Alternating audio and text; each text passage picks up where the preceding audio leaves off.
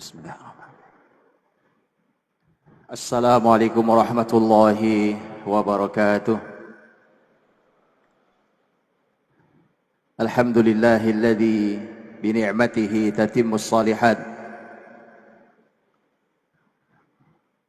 Asyhadu an la ilaha illallah wahdahu la syarika lah wa asyhadu anna Muhammadan abduhu wa rasuluh. Allahumma salli wa sallim wa barik wa an'im ala rasulina wa imamina wa qudwatina wa nabiyyina wa sayyidina Muhammad sallallahu alaihi wasallam wa ala alihi wa sahbihi ajma'in. Allahumma rabbana taqabbal minna innaka antas sami'ul alim wa tub alaina innaka antat tawwabur rahim waghfir lana innaka antal ghafurur rahim. Amma ba'd. Bapak Ibu, saudara-saudariku yang dimuliakan Allah, kita bersama-sama bersyukur kepada Allah Subhanahu wa taala karena lisan orang beriman selalu pandai bersyukur. Apapun keadaannya, bahkan Nabi Muhammad SAW mengajarkan kepada kita syukur, mengucap hamdalah yang itu identik dengan syukur, tidak hanya pada saat mendapatkan nikmat. Bahkan saat mendapatkan musibah, Nabi pun mengajari kalimat alhamdulillahi ala kulli hal. Segala puji bagi Allah di semua keadaan saya. Apapun keadaan hari ini, kita masih jauh lebih baik daripada keadaan banyak orang yang lain. Maka kita syukuri apapun keadaan kita hari ini. Karenanya hidup orang beriman selalu dipenuhi dengan syukur, dan itulah mengapa orang beriman jauh dari keluh kesah. Dan itu adalah merupakan ciri umum manusia yang sudah diterapi oleh Allah sehingga menjadi manusia yang pandai bersyukur. Salawat dan salam semoga terhatur pada Nabiullah Muhammad sallallahu alaihi wasallam. Nabi yang mengajarkan kepada kita tentang bagaimana meraih kehidupan yang hasanah di dunia dan hasanah di akhirat, yang mengajarkan kepada kita semuanya tentang kehidupan yang berperadaban tinggi. Islam ini agama yang berperadaban sangat tinggi. Ini adalah peradaban ilmu. Semua hal yang ada dibangun di atas ilmu, yang menyebabkan muslimin hari ini tidak lagi mengendalikan peradaban, dikarenakan muslimin melanggar ayat pertama yang turun pada Nabi sallallahu alaihi wasallam, yaitu Iqra bismi rabbikal ladzi khalaq. Kita disuruh Allah membaca, tapi tingkat baca kita sangat amat menyedihkan. Saudaraku Bapak Ibu dirahmati Allah Subhanahu wa taala, salam hormat saya untuk seluruh pengabdi di Yayasan Badan Wakaf Sultan Agung. Nama ini saya kalau membacanya selalu penuh getar karena ada kata wakafnya. Yayasan banyak, Pak. Yayasan jumlahnya saya nggak tahu saking banyaknya di Indonesia ini. Tapi yang mencantumkan nama Yayasan Badan Wakaf, saya belum tahu ada berapa banyak. Termasuk Sultan Agung yang dengan sangat berani menempelkan kata wakaf yang itu merupakan sumber pendanaan terbesar di peradaban Islam. Yang andai Sultan Agung berkonsisten dan komitmen dengan kata wakaf itu, maka mestinya Yayasan Sultan Agung ini menjadi sumber dana terbesar di negeri ini. Jadi besok-besok kalau negara perlu dana, tinggal telepon Habib Hasan. Presiden anggarannya kurang, nggak usah ngutang, telepon ke YBWSA. Tinggal telepon Pak Ketua Pembina, Pak Ketua Pengawas, Bapak Ketua Umum, Bapak Direktur, semua ada duit nganggur apa enggak? Itu, Pak. Karena memang begitu dulu aslinya. Ada satu disertasi S3 menarik sekali ditulis di Mesir. Judulnya tentang al-awqaf was siyasah atau siyasah wal awqaf, tentang wakaf dan politik di Mesir. Luar biasa ditulisnya. Bagaimana dahulu ketika peran-peran wakaf itu sangat besar, itu justru negara kerjanya ringan.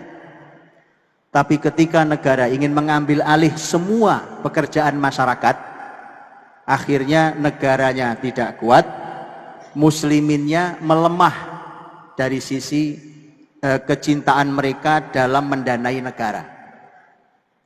Itu luar biasa disertasi itu, dan di situ dibuat menjadi beberapa fase di Mesir. Yang kita lihat hari ini itu adalah masa sangat lemahnya muslimin di bidang wakaf, karena dulu muslimin itu mendanai sendiri kehidupannya, yang otomatis meringankan kerja negara. Makanya dahulu tidak ada Kementerian Pendidikan, Pak.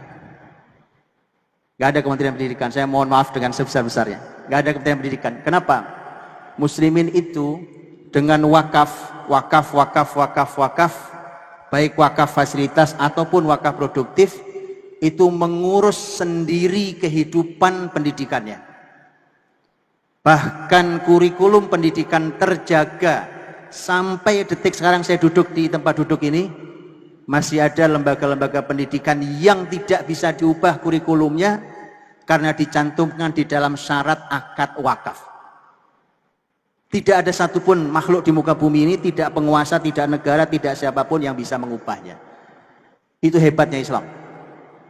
Karena itu salam hormat saya untuk siapapun pendiri, semoga Allah merahmati para pendiri yayasan ini yang dengan sangat berani mencantumkan, saya tidak tahu kenapa dulu para pendiri mencantumkan kata wakaf, tetapi jelas ada visi, ada misi yang dititipkan kepada kita para pelanjutnya. Lanjutkan ini, karena ini bagian dari cara membangun generasi khairul ummah. Ini kita mulai dari kata nama YBWSA, Yayasan Badan Wakaf Sultan Agung. Salam hormat saya juga untuk seluruh para sesepuh kita. Seperti Habib Hasan tadi sampaikan, saya itu lagi nyetir, Pak, di telepon Habib Hasan. Lagi nyetir, samping saya ada istri saya bilang, tumben-tumben Habib Hasan telepon saya. Ini kayaknya kalau telepon ada sesuatu ini. Modelnya kalau Habib Hasan telepon nggak bisa ditolak, itu masalahnya. Saya nggak angkat, nggak sopan, ya kan? Akhirnya saya angkat, betul saja. Beliau paksa, saya bilang saya mau umroh, Bib. Saya ini umroh, harusnya berangkat. Cuma nggak tahu nih, mungkin barokah Habib Hasan nih. Ditunda, Bib. Jadi sehari lagi, jadi hari Kamis. Jadi hari Kamis saya insya Allah berangkatnya. Ini juga mampir dulu ke Turki, Pak, untuk menyambangi kembali tempat-tempat yang masih menyajikan sejarah peradaban dalam Islam.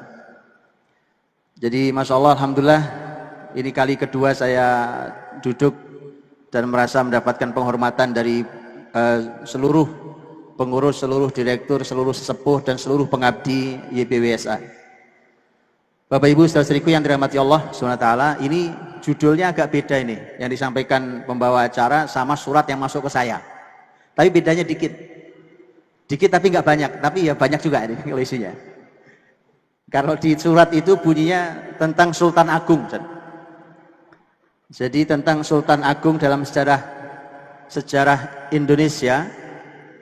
Titik duanya adalah inspirasi membangun generasi khairul ummah.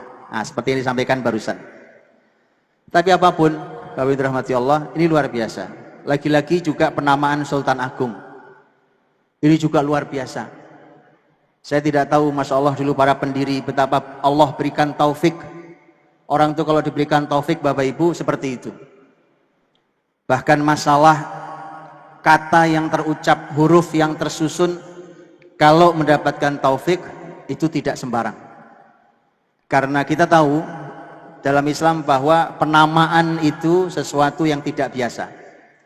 Sebagaimana kita ketahui bahwa Nabi Muhammad SAW itu ada banyak sahabatnya itu yang namanya diganti. Bahkan ada 2 nama istri Nabi, dua-duanya diganti oleh Nabi. Harus diganti. Mengapa? Karena kaidah yang disampaikan oleh Barat, apalah arti sebuah nama, itu salah. Itu salah. dalam Islam sangatlah berarti sebuah nama. Makanya Nabi sampai harus mengubah nama. Bahkan Nabi tidak memberi pekerjaan kepada orang yang namanya mengandung unsur pesimistis. Itu Nabi tidak serahkan. Saya rasa belum ada kantor-kantor, perusahaan-perusahaan, tempat-tempat pekerjaan yang cara merekrut karyawan yang lihat namanya. Kayaknya nggak tahu, lebih bahasan mau buat program di Sultan Agung, saya tidak tahu. Nabi itu Pak, tidak menyerahkan pekerjaan. Nabi tanya, kamu siapa namanya? Ketika namanya artinya negatif, kata Nabi, enggak, bukan kamu yang mengerjakan pekerjaan ini. Kamu siapa namanya? Namanya juga negatif, bukan kamu. Begitu ada, kamu siapa namanya? Dia katakan, nama saya Ya'ish. Ya'ish dalam bahasa Arab artinya orang yang hidup. Kata Nabi, kamu yang bekerja, kamu yang kerja. Itu makna optimis. Dan Nabi SAW, karena Nabi SAW yu'jibuhul fa'l. Nabi itu orang yang sangat optimis selalu hidupnya. Jadi Bapak Ibu, penamaan Sultan Agung juga sebuah taufik.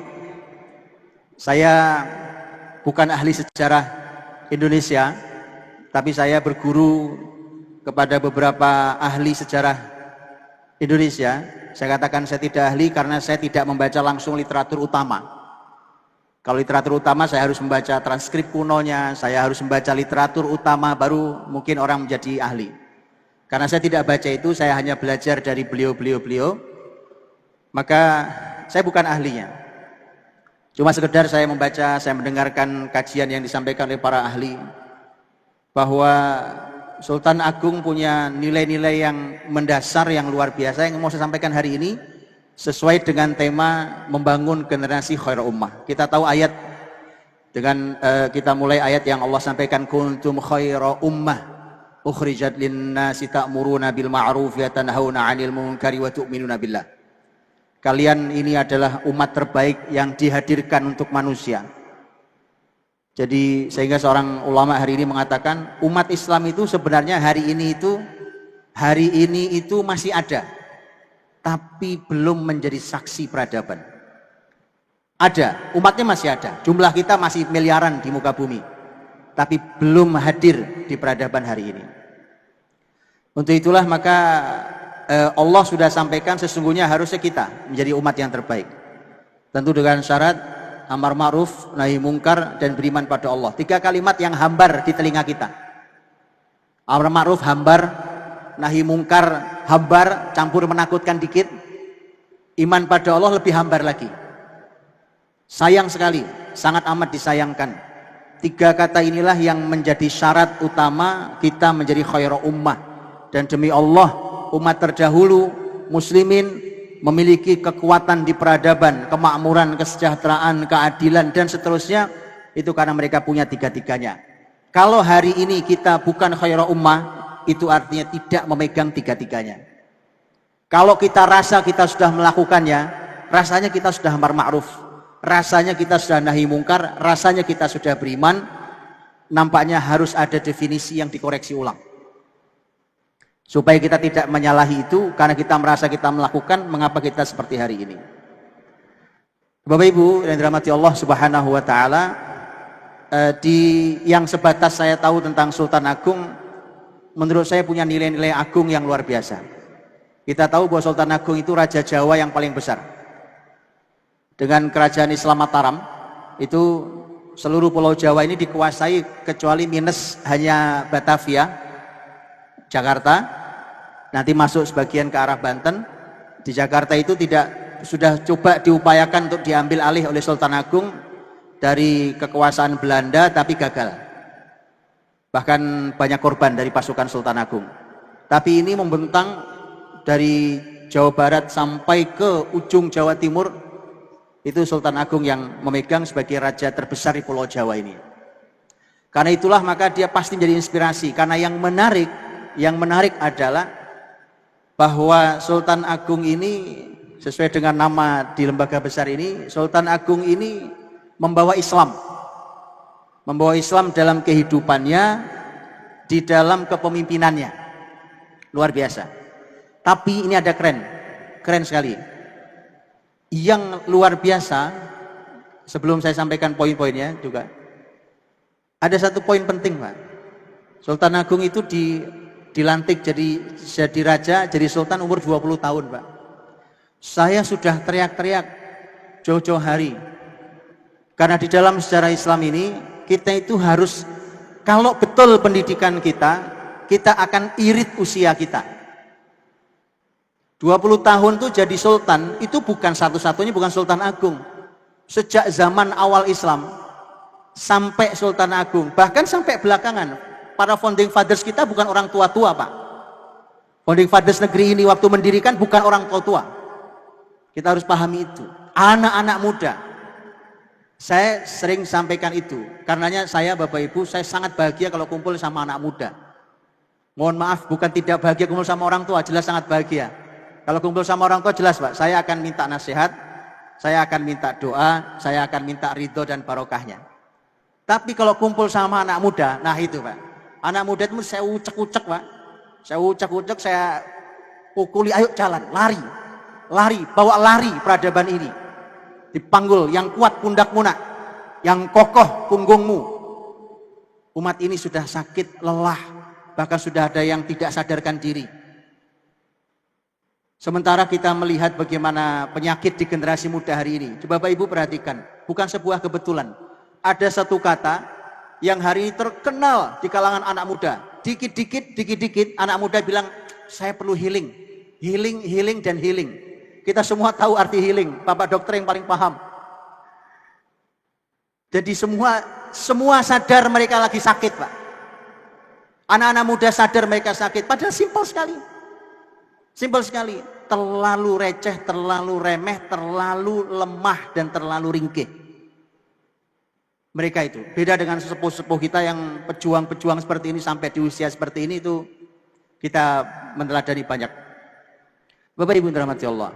Jadi 20 tahun tuh Sultan Agung jadi pemimpin di baiat pertama jadi sultan tuh, itu umur 20 tahun. Dan sekali lagi itu bukan satu-satunya ya, bukan satu-satunya. Kalau kita pernah tahu dinasti Bani Abbas ya, Bapak Ibu, yang berkuasa dari tahun 132 Hijriah sampai tahun 656 Hijriah, sepanjang kurang lebih 5 abad. Itu pemimpin terbesarnya kita semua tahu namanya Harun Ar-Rasyid. Harun Ar-Rasyid itu persis dibaiat jadi khalifah itu malam Jumat umur 20 tahun. 20 tahun juga umurnya. Di sepanjang Turki Utsmani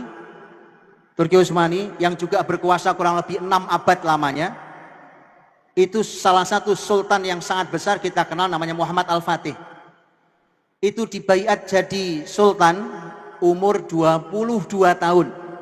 Jadi memang bukan barang baru kalau dididik dengan pendidikan Islam yang benar. Hari ini pendidikan kita memubazirkan usia gara-gara menggunakan kurikulum yang mubazir. Kita buang usia anak-anak kita gara-gara kita ikuti kurikulum yang mubazir.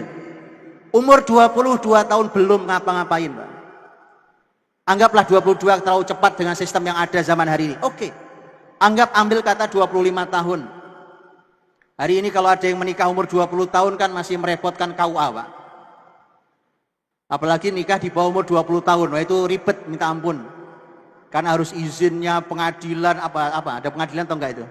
Karena persyaratannya enggak masuk secara usia.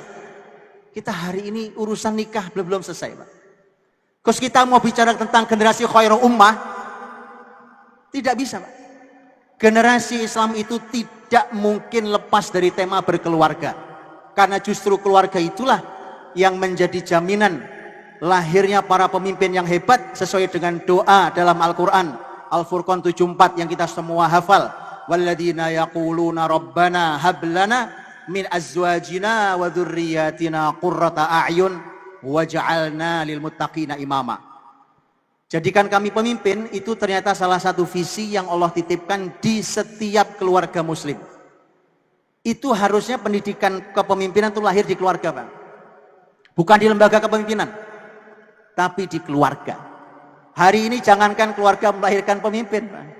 Buru-buru melahirkan jiwa kepemimpinan, pemikiran kepemimpinan, sikap kepemimpinan. Jauh dari semua kata itu. Anak-anak yang lemah, anak-anak yang perlu healing tadi itu. menyedihkan.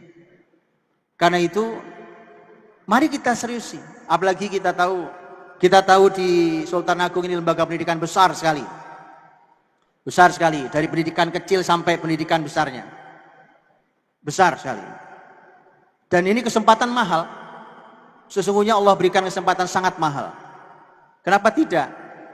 Wong ini adalah yayasan badan wakaf. Kenapa tidak berani? Kita sudah membawa nama wakaf yang kita sematkan di yayasan ini. Mestinya kita berani untuk melakukan itu. Apakah memungkinkan kita ulangi? Kenapa tidak mungkin diulangi? Mengapa tidak mungkin diulangi? Semua yang terjadi di semesta ini itu sunatullah yang berulang. Kalau siang ya ada matahari, kalau malam matahari terbenam. Itu di tempat negeri kita. Kan begitu? Itu sunatullah gak pernah berubah di tempat ini dari zaman kapanpun. Sunatullah yang berulang. Kita manusia dari lahir bayi ujungnya tua, kemudian berakhir dengan meninggal. Itu sunatullah. Al-haq dan al-batil pertarungan. Allah berfirman, wa qul ja'al haq wa zahaqal batil. Innal batila kana zahuqa. Itu sunatullah, pertarungan antara hak dan batil yang ujungnya harusnya dimenangkan oleh al-haq ketika al-haq betul datang dan akan mengalahkan kebatilan. Itu sunatullah yang berulang. Jadi tidak mungkin tidak bisa diulangi. Bagi inspirasi awalnya memang itu, Pak.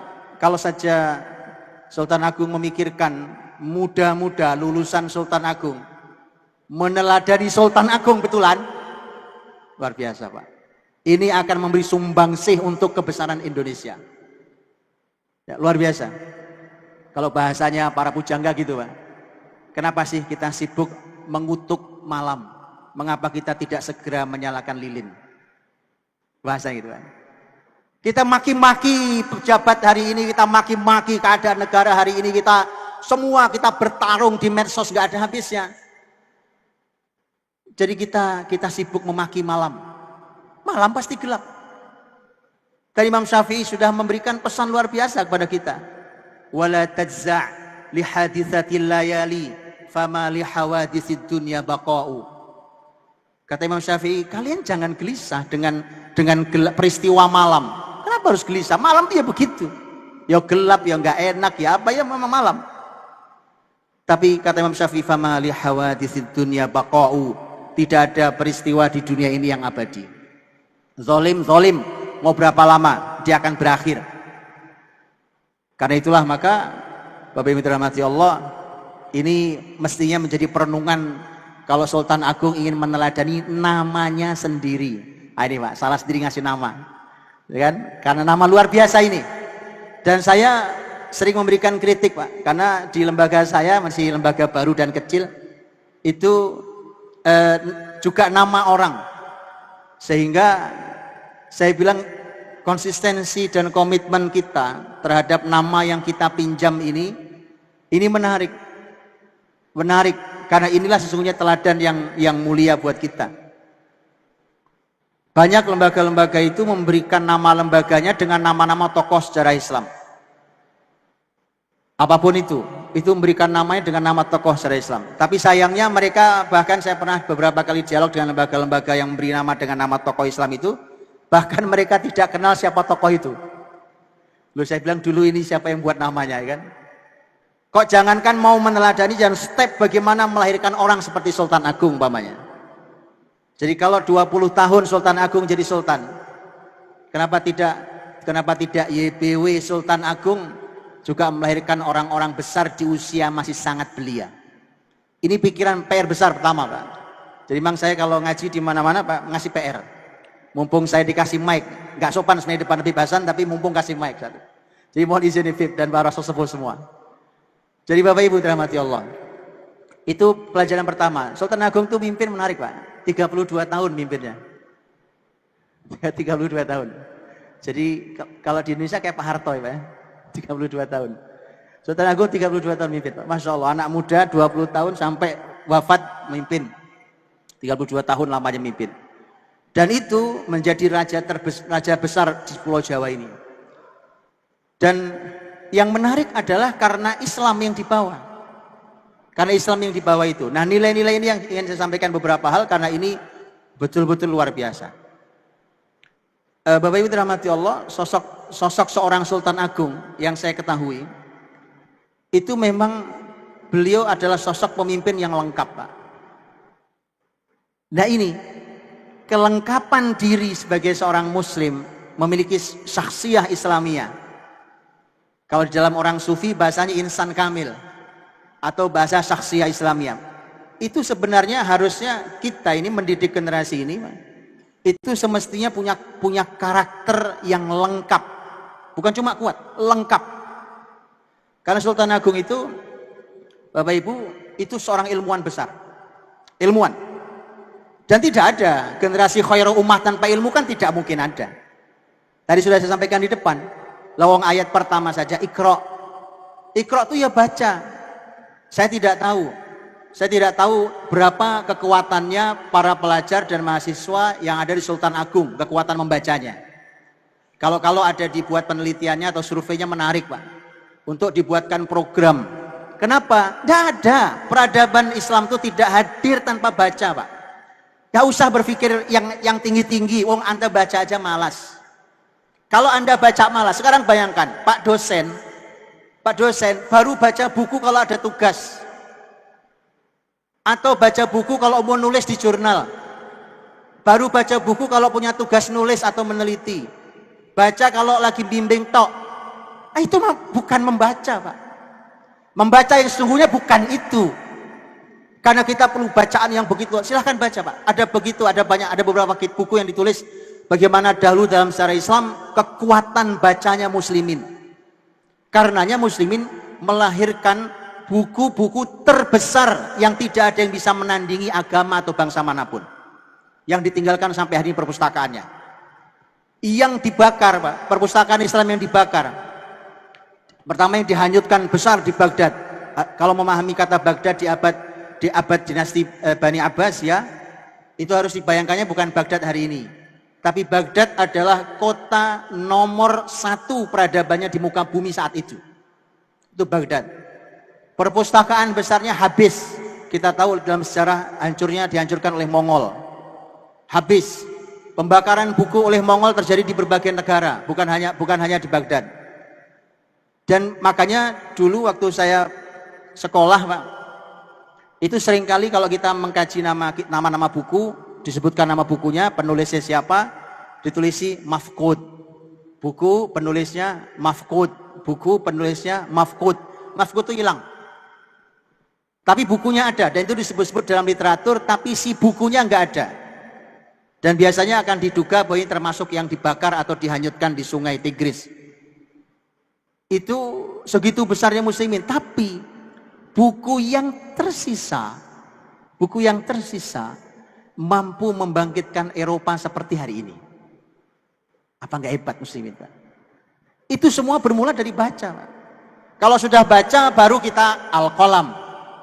Karena Iqra bismi rabbikal ladzi khalaq. Iqra diulang kata 2 kali. Iqra bismi rabbikal ladzi khalaq. Iqra wa rabbukal akram.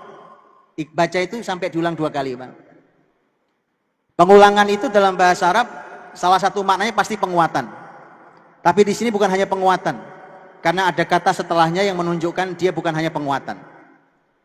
Baru setelah 2 kali pengulangan kata Iqra, baca, baru kemudian alladzi 'allama bil qalam, baru bicara pena. Baru kita bisa nulis. Makanya kualitas tulisan kita hari ini payah, lemah, dikarenakan payah pula membaca kita. Maka ini menarik, kalau kita mau membangun generasi khairul ummah dari sini. Sultan Agung itu ilmuwan besar, Pak. Kita tahulah salah satu karya besar Sultan Agung, kalau kita sampai sekarang masih lihat itu kalender itu, Pak, ya kan? Kalender yang kita punya itu yang di Jawa sini terutama itu gabungan antara kalender Hijriah digabung dengan kalender Saka. Kalender Saka, kalender Jawa. Dari kalender Jawa itu saya pernah dengarkan seorang ahli sejarah rahimahullah mengatakan bahwa kalender Jawa itu, Pak, punya akurasi yang lebih hebat dibandingkan kalender Masehi. Jauh sekali, ribuan tahun lebih akurat.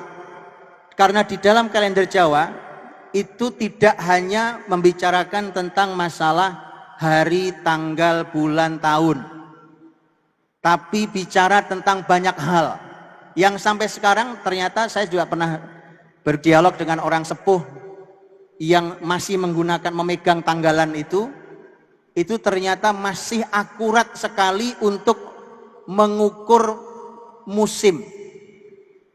Para petani, para nelayan, segala macam itu menggunakan kalender Jawa. Kita tahu para sesepuh kita pasti paham tentang bagaimana mengukur musim. Jadi kalender Jawa itu sampai tahu ini musimnya apa, bahayanya di mana, potensinya di mana, dan seterusnya. Itu dibaca. Jadi luar biasa. Sultan Agung menggabungkan itu, Pak. Menggabungkan antara kalender Jawa, kalender Saka, digabungkan dengan kalender Islam, yaitu kalender Hijriyah. Masalahnya adalah ini dua kalender yang berbeda, Pak. Karena Hijriyah itu kalender yang dipakai oleh muslimin Hijriyah itu Qamariyah. Dan kalender Jawa, Saka itu kalendernya Syamsiyah. Jadi yang ini berdasarkan bulan, yang ini berdasarkan matahari. Itu digabung oleh Sultan Agung. Hari ini, Pak, nih ditulis tanggalnya tuh. Terpisah. 16 Syawal ini Hijriyah. 17 Mei ini Masehi. Sultan Agung menggabungkannya. Bukan sembarang orang Sultan Agung. Masya Allah, ilmu besar. Ilmu besar. Itu artinya beliau paham betul tentang ilmu itu, dan betapa pentingnya itu dia paham betul. Dari Hijriyah diambil apanya, dari kalender Jawa diambil apanya. Karena Bapak Ibu dirahmati Allah, kelebihan Sultan Agung memang dia mampu ini sulit ini. Nanti saya tunjukkan sulitnya di mana, dan itu banyak yang terjeblos dan gagal hari ini. Menggabungkan antara agama dan budaya. Ini isu yang hari ini nggak enak dilihat dibacanya. Pertarungannya juga tidak menarik. Sultan Agung orang cerdas luar biasa yang mampu menggabungkan antara agama dan budaya. Luar biasa. Karena dia Raja Jawa ini, Pulau Jawa ini, maka sangat kental Jawanya. Sangat kental Jawanya. Tapi karena dia seorang Muslim dan dia masukkan Islam di dalam kehidupan dan kepemimpinannya, maka di sana sangat kental keislamannya. Nilai dalamnya, nilai-nilainya adalah keislaman. Bapak Ibu dirahmati Allah, kehebatannya, lihat, menggabungkan antara budaya dan agama. Hari ini isunya nggak menarik sama sekali. Yang bicara agama, asal melihat budaya langsung dibilang bahwa budaya ini tidak Islami. Ini bukan Islam. Budaya itu bukan agama. Bla bla bla dan seterusnya, sehingga setiap ketemu budaya langsung dibuang. Di satu sisi, orang-orang yang menyuarakan agar kita melestarikan budaya nenek moyang, itu bahkan mereka dengan sangat enteng dan gampangnya melakukan kemusyrikan. Padahal jelas ayatnya, innallaha la yaghfiru ayyushraka bihi wa yaghfiru ma duna dzalika liman yasha. Allah tidak mungkin mengampuni sama sekali dosa kemusyrikan itu. Sepanjang dia belum tobat di dunia, mati dia belum tobat, Allah tidak mungkin mengampuninya. Kalau dosa yang lain selain kemusyrikan, mungkin Allah ampuni. Tapi kemusyrikan tidak. Kemusyrikan ini berat. Imam Ibnu Katsir rahimahullah ta'ala dalam tafsirnya, ketika menafsirkan zaharal fasadu fil barri wal bahri bima kasabat aydin nas liudhiqahum ba'dalladzi amilu, telah nampak kerusakan di daratan dan di lautan dikarenakan ulah tangan manusia, agar mereka merasakan sebagian dari ulah mereka itu. Imam Ibnu Katsir mencantumkan begitu banyak pendapat ulama yang dimaksud kerusakan itu apa saja. Ada tentang penyakit, kematian, harga-harga yang naik, perampokan, perompakan, itu dicantumkan pendapat para ulama. Kemudian di ujung nanti Imam Ibnu Katsir mengatakan, dan semua kerusakan ini penyebab terbesarnya adalah kemusyrikan. Bayangkan apa hubungannya antara ekonomi yang merosot dengan kemusyrikan. Susah nyambungnya kan? Susah nyambungnya, Pak. Apa hubungannya antara penyakit-penyakit yang tidak bisa diobati dengan kemusyrikan yang merebak di masyarakat? Imam Ibnu Katsir memastikan bahwa semua kerusakan di daratan dan lautan itu penyebab utama adalah kemusyrikan. Yang bisa mengurai hanya ilmuwan Islam. Dalam seperti ini. Maka dari itu, Bapak Ibu dirahmati Allah, disinilah kemudian akhirnya hari ini pertarungannya tidak menarik. Mereka yang membawa agama memerangi budaya, mereka yang membawa budaya kemudian mengabaikan tentang larangan-larangan agama. Karena itulah ini di sini hebatnya Sultan Agung itu. Kalau penanggalan tadi itu hanya salah satu aktivitasnya. Ada sangat banyak karya yang itu menggabungkan keduanya. Saya berikan satu sedikit kaidah Bapak Ibu dirahmati Allah. Bayangkan para ustadz, para ulama di sini paham betul. Di dalam ilmu qawaid fiqhiyah, ada ilmu namanya ilmu qawaid fiqhiyah. Itu dipelajari kaidah-kaidah. Sebagian ulama mengatakan qawaid fiqhiyah itu ada 5 kaidah besar. 5 kaidah besar. Yang di bawah satu kaidah besar itu ada banyak turunan kaidah. Di satu turunan kaidah ada pengecualian. Di pengecualian kadang muncul pengecualian berikutnya. Jadi pengecualian dari pengecualian. Dari kaidah turun dari kaidah besar. Itu ilmu kaidah. Itu dibuat ulama sebenarnya untuk memutuskan dalam ilmu fikih. Tetapi fikih itu kan kehidupan. Sehingga kaidah ini manfaat buat kehidupan kita. Bukan cuma untuk fikih. 5 Bapak Ibu, 5 kaidah besarnya, 5 kaidah besarnya ini yang menarik adalah salah satu dari kaidahnya berbunyi al-adah muhakkamah, bahwa adat itu adat, kebiasaan di masyarakat itu bisa menjadi pertimbangan untuk memutuskan hukum dalam fikih. Lihat itu. Artinya dari 5 kaidah utama, kaidah besar dalam qawaid fiqhiyah itu, adat itu masuk, Pak. Jadi bagaimana ceritanya mereka-mereka yang membawa nama agama kemudian mengabaikan ini? Ini 1 dari 5. Kalau kita pukul rata, 1/5 dari qawaid fiqhiyah adalah al-adah muhakkamah.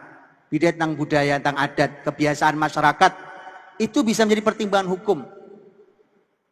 Apa contohnya? Banyak contohnya. Karena ketika disampaikan di dalam syariat, dalam fikih, hukumnya begini, tapi detailnya ada yang diserahkan, coba tanyakan ke masyarakatmu, kalau hal ini itu apa memahaminya. Maka itu akan menjadi pertimbangan hukum. Tentu sepanjang tidak melanggar teks nas yang sharih, nas yang jelas, tidak ada yang dilanggar, dan tidak boleh melanggar teks yang jelas dari Quran dan Sunnah. Artinya bahwa Islam memberi ruang yang begitu besar. Besar sekali ruangnya, Pak, untuk hal itu.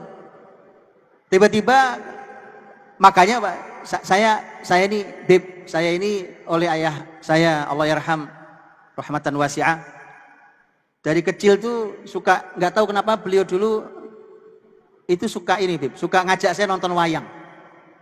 Qadarullah saya itu ngerti wayang, Bib.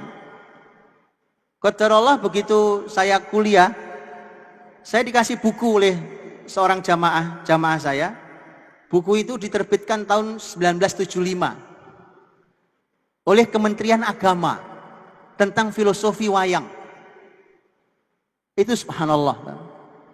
Jadi apa yang saya dengar dari ayahanda saya sebagai nilai wayang, ini sekali lagi mohon maaf Bapak Ibu yang tidak berasal dari Jawa, karena Sultan Agung itu Jawa.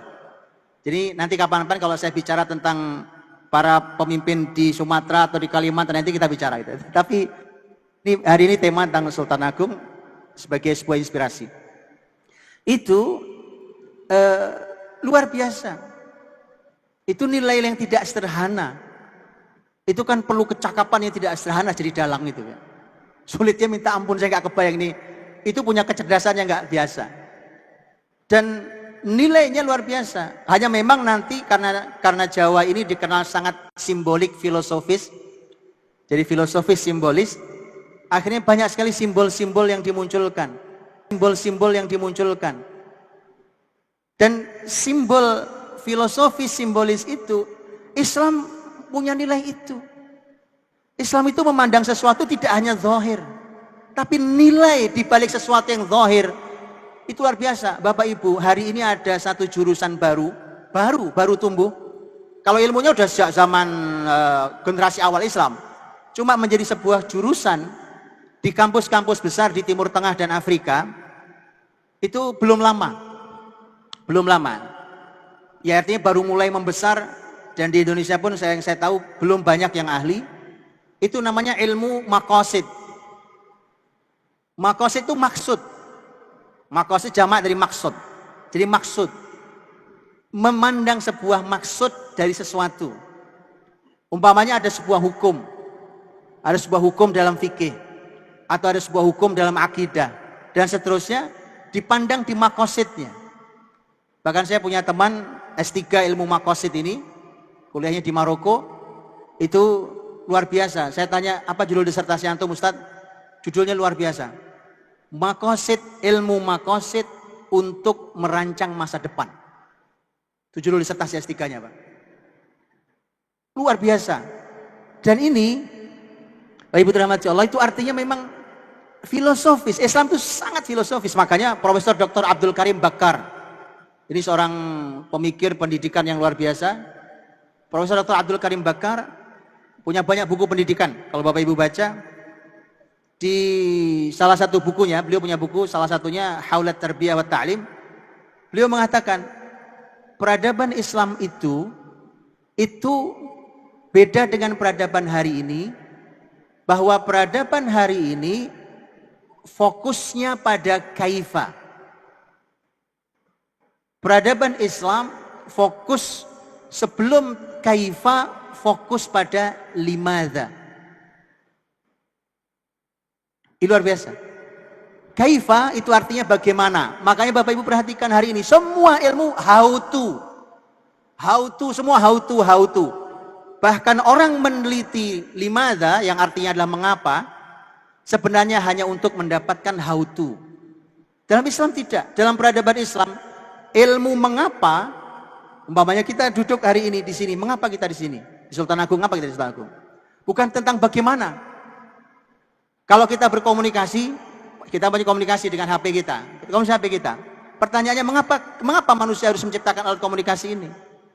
Itu mengapa. Bukan bagaimana caranya membuat komunikasi lebih cepat. Bukan hanya bagaimana. Karena itulah muslimin itu membangun dua-duanya. Tapi muslimin sangat besar di limadha, mengapa. Dan mengapa itu adalah filosofis. Dan itu sangat kuat di Jawa. Di beberapa budaya di masyarakat di Indonesia ada yang tidak simbolis. Kalau di Jawa sangat simbolis. Maka orang Jawa itu gambar, pohon, pakaian, senjata, itu semua ada nilainya, gitu ya. Keris saja itu lo-nya ada berapa, ada maknanya sendiri ya, gitu ya. Semua ada nilainya. Makanya kalau kita ke masjid-masjid tua, itu semua ada maknanya. Ini ada gambar salak, ada gambar apa yang lain, buah apa, semua ada nilainya. Ada nilainya. Bahkan simbol itu dulu dipakai untuk komunikasi. Wallahu alam, saya pernah dengar pembahasan tentang sejarah di Indonesia ketika perang besar Pangeran Diponegoro, dan kemudian para pengikutnya banyak dan dikejar-kejar betul oleh Belanda. Apalagi setelah Pangeran Diponegoro ditangkap, maka mereka membuat simbol. Kalau dia pengikut Diponegoro, dia nanam pohon sawo di depan rumahnya. Bahkan dulu menjadi bahan alat komunikasi. Nah, itu memang Jawa. Dan Sultan Agung sangat kuat di bab itu. Dan Bapak Ibu harus tahu bahwa Islam itu begitu. Kita sholat 5 waktu, Pak. Kita sholat 5 waktu. Itu kan gerakan bacaan dari takbiratul ihram, Allahu Akbar, sampai Assalamualaikum. Itu kan gerakannya gerakan fisik. Apakah ini yang menyebabkan kita mendapat pahala? Ternyata bukan satu-satunya. Karena Nabi SAW menyampaikan, setelah fikih sholatnya benar, poin berikut yang menentukan pahala justru kekhusyuannya. Nah, kekhusyuan itu nilai di sini. Ini nilai di sini, di dalam hati ini. Itu kekhusyuannya. Dan itulah mengapa Allah Subhanahu wa taala menyampaikan dalam Al-Qur'an, "Wasta'inu bis-sabri was-shalah wa innaha lakabiratun illa 'alal khashi'in. Mintalah tolong pada Allah dengan sabar dan salat, dan sesungguhnya salat itu berat kecuali bagi yang khusyuk. Dan Nabi menyampaikan khusyuk itulah yang menentukan berapa persen pahala kita. Jadi nanti kita salat zuhur berjamaah, salamnya bareng, tapi begitu salam pahalanya nggak sama, Pak. Pahalanya nggak sama. Mengapa nggak sama? Khusyuk kita beda-beda. Yang menentukan berapa besaran pahalanya adalah tingkat khusyuknya. Bagaimana dalam hadis Nabi SAW. Artinya gerakan fisik ini apa gunanya? Kalau ternyata tidak khusyuk, kalau 100% tidak khusyuk, terus berapa pahalanya berarti? Itulah mengapa Nabi menyampaikan tentang puasa. Tentang puasa. Nabi mengatakan, man lam yada' qaulaz zuri wal amala bih, falaysa lillahi hajatun fi an yada' ta'amahu wa syarabahu. Yang belum bisa meninggalkan ucapan dosa dan masih mengerjakannya, Allah tidak perlu. Allah nggak butuh dia meninggalkan makan dan minum. Artinya puasa kita tidak diperlukan Allah. Kita nggak dapat pahala gara-gara lisan kita masih ucapannya ucapan dosa. Itu nilai. Apa hubungannya? Wong saya puasa udah sah secara fikih. Secara fikih sudah sah. Saya tidak makan, saya tidak minum seharian, saya tinggalkan syahwat seharian. Kemudian waktu buka. Secara fikih sah. Tapi ternyata pahala nol. Mengapa? Karena Islam bukan hanya ibadah fisik semata. Jadi ketika hari ini anak-anak kita, generasi kita latih tentang hal-hal yang sifatnya fisik, tapi kita lupa mendidik nilai dalam hati, maka mereka melakukan sebuah tindakan keislaman yang tidak diterima Allah SWT. Itulah masalahnya. Dan generasi khairul ummah pasti mulai dari situ. Karena ta'muruna bil ma'ruf wa tanhauna 'anil munkar wa tu'minuna billah. Beriman pada Allah itu mulainya dari hati. Imam Hasan al-Basri rahimahullah ta'ala mengatakan, iman itu kan ma waqara fil qalb, apa yang tertancap kuat di hati. Ini nilai. Jadi bukan cuma apa yang diucapkan atau apa yang dilakukan, tapi dia adalah ma waqara fil qalb wa saddaqahul amal, dan dibenarkan dengan karya dan amalnya. Jadi Bapak Ibu rahimakumullah, itulah diri seorang muslim. Makanya yang Islami itu Bapak Ibu bukan hanya fisik, gerakan fisiknya. Bukan hanya jilbabnya umpamanya, tapi salah juga yang mengatakan sudahlah, nggak penting juga kok jilbaban, lah yang penting jilbabi hatinya. Yang begini-begini ini, Pak. Sultan Agung nggak begitu sama sekali. Sultan Agung selalu membawa dua-dua nilai itu, membawa dua-dua nilai. Kalau diperintahkan untuk berpakaian muslimah yang sempurna, berpakaian muslimah yang sempurna. Tetapi nilai, maksud di balik jilbab apa, tanamkan dalam hatimu. Disuruh puasa, ya puasa. Bahwa di balik puasa ada nilai untuk menjaga semua syahwat, termasuk syahwat berbicara bohong dan dusta dan dosa, maka itu juga harus ditanamkan dalam diri. Dalam sholat juga sama. Gerakan sholat dari awal sampai akhir kita kerjakan, itu juga perintah dalam syariat. Tidak bisa kita bilang, ya nggak sholat kan nggak apa-apa, yang penting kita ini baik sama orang lain. Tidak bisa dalam Islam.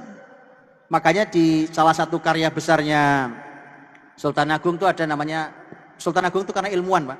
Itu punya banyak serat. Apa namanya? Risalah. Serat itu kan risalah dalam bahasa Arab. Nulis banyak serat, dan itu panduan kehidupan dan bernegara. Punya banyak serat. Di antara serat yang beliau punya kan namanya serat Sastra Gending.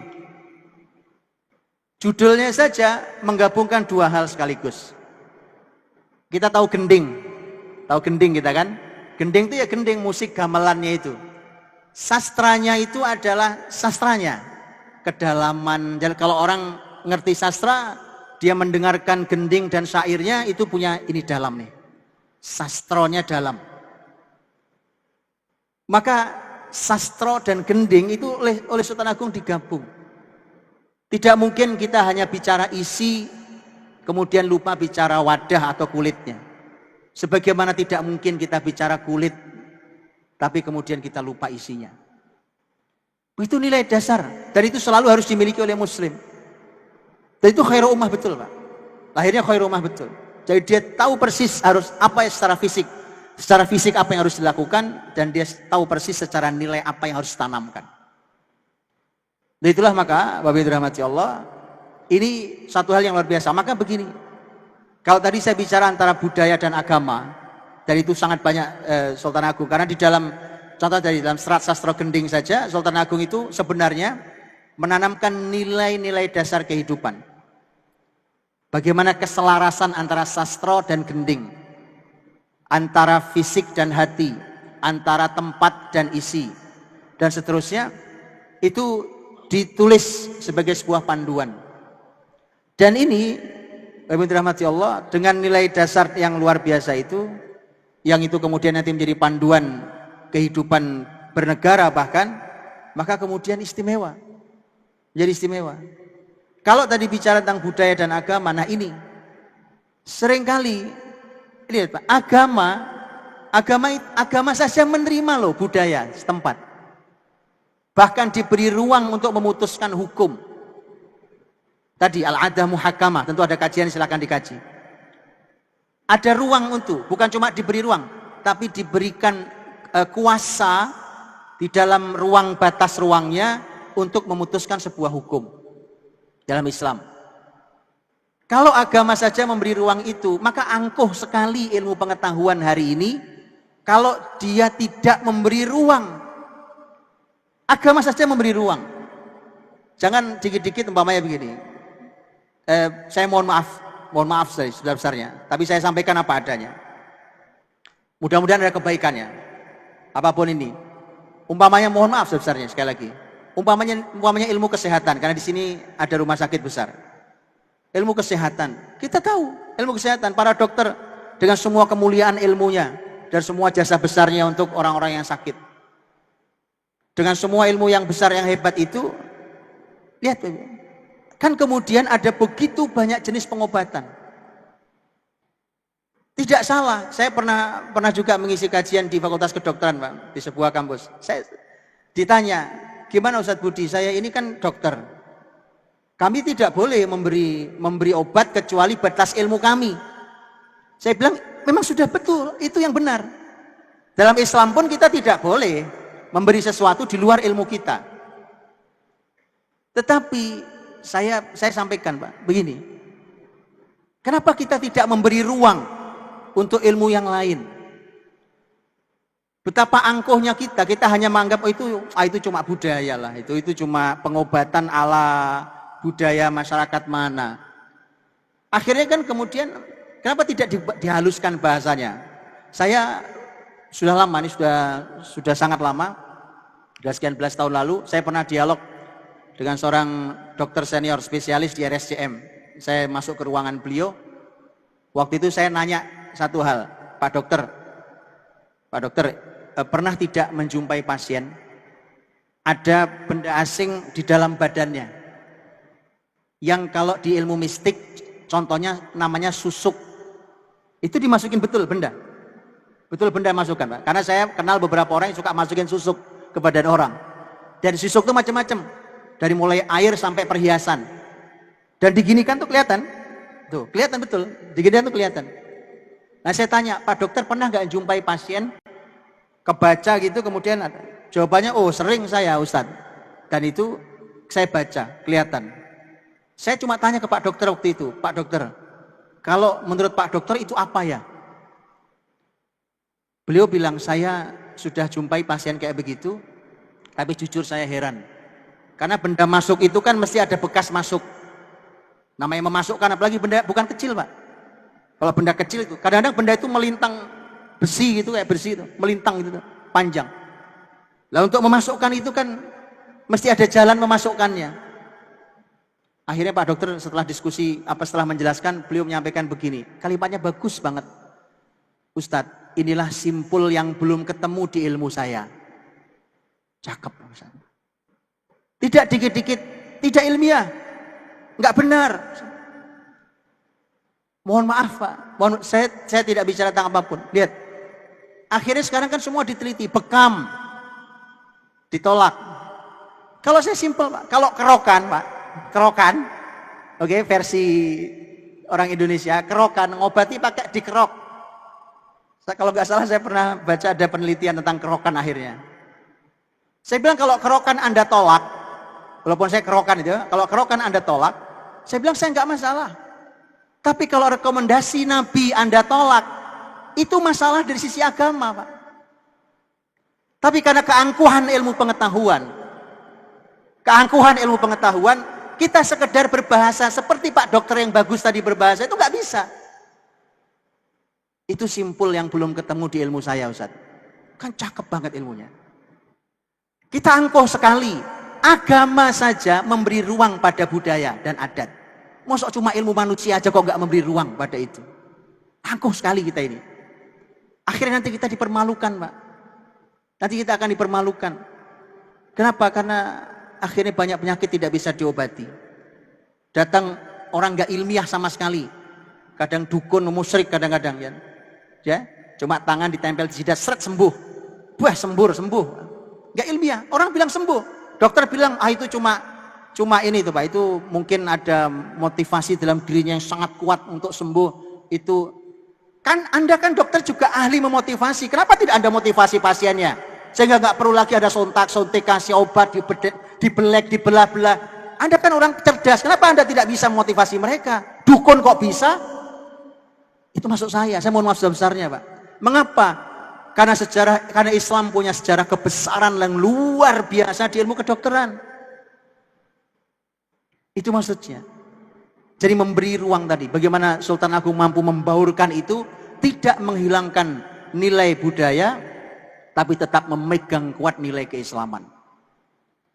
Dan itu dalam Islam diberi ruangnya. Maka luar biasa. Nah, ini bagian dari pelajaran itu.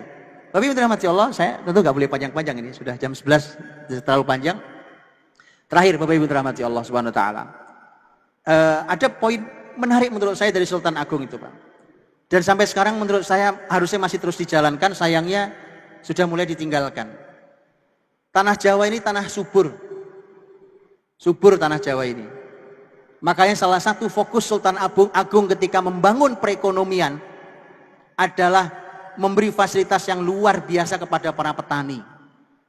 Hari ini anak-anak muda jarang yang ingin masuk pertanian. Lawang yang jurusan kuliah pertanian saja ujungnya nggak bertani kok.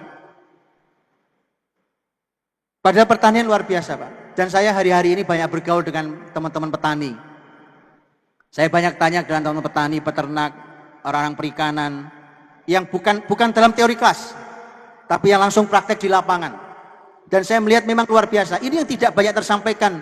Sehingga akhirnya anak-anak muda, bahkan anak-anak para petani yang artinya punya nasab baik tentang pertanian, itu malah nggak mau bertani lagi. Padahal ini luar biasa. Kemarin pandemi sudah membuktikan Pak. Orang boleh menjual motor, mobil, rumah, HP kalau perlu dijual. Toko-toko elektronik semua tutup. Kenapa? Orang yang penting bisa makan. Bukti bahwa makan gak tergantikan Pak. Mestinya Indonesia yang menjadi pemimpin bumi karena ini negeri yang subur Allah berikan. Karena di sini ditanamnya semua pangan itu. Tapi kemudian kita mengabaikan itu. Bahkan mohon maaf sebesar-besarnya. Tanah-tanah wakaf pertanian banyak yang mangkrak. Bahkan statusnya sudah wakaf. Mangkrak Pak. Tidak terkelola padahal yang mewakafkan itu ingin mendapatkan pahala yang mengalir dari sana. Dan jelas pertanian adalah merupakan kekuatan besar negeri agraris ini. Dari dulu negeri ini disebut negeri agraris Pak. Kalau kita baca Aceh Pak, kita baca tentang Aceh, catatannya Ibnu Battuta, seorang pelancong hebat dari Maroko. Itu ketika bacalah tentang catatan seorang Ibnu Battuta terhadap Aceh, catatannya luar biasa Pak.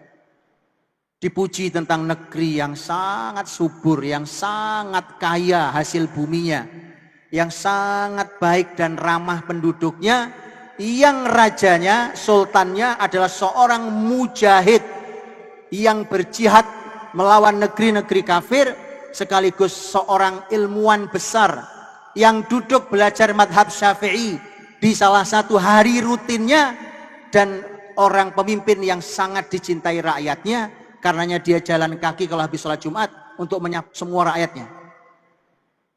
Baca catatan Ibnu Battuta Pak. Dan itu asli Indonesia kan.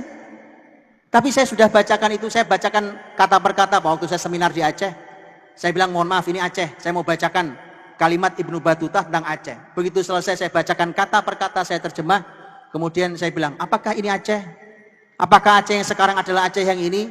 Mereka sepakat jawabannya bukan. Ini luar biasa. Kita kehilangan banyak hal, Pak. Negeri ini pernah menjadi khairul ummah. Pernah menjadi khairul ummah. Nah salah satunya tadi, pertanian itu, kenapa tidak dihidupkan? Kenapa tidak muncul anak-anak muda? Hari ini gerakan alhamdulillah sudah mulai muncul. Tapi belum terlalu kuat.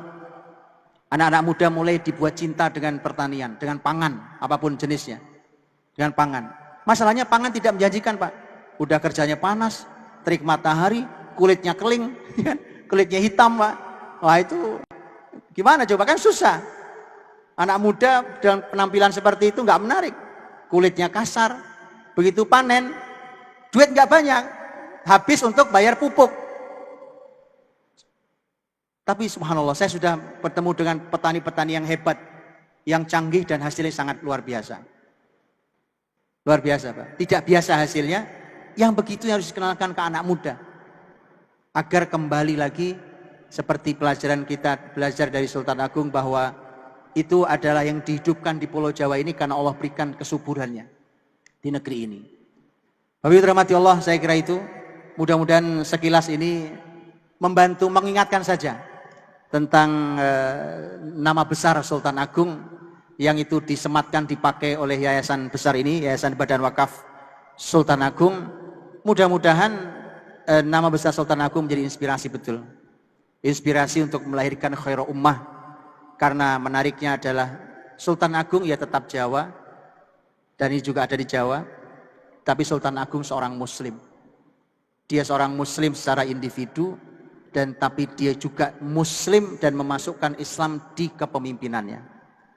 Saya kira itu Allah Ta'ala bisawab. Mohon maaf atas salah kurangnya, tidak menggurui Bapak Ibu semuanya, hanya menyampaikan dan mungkin mengingatkan.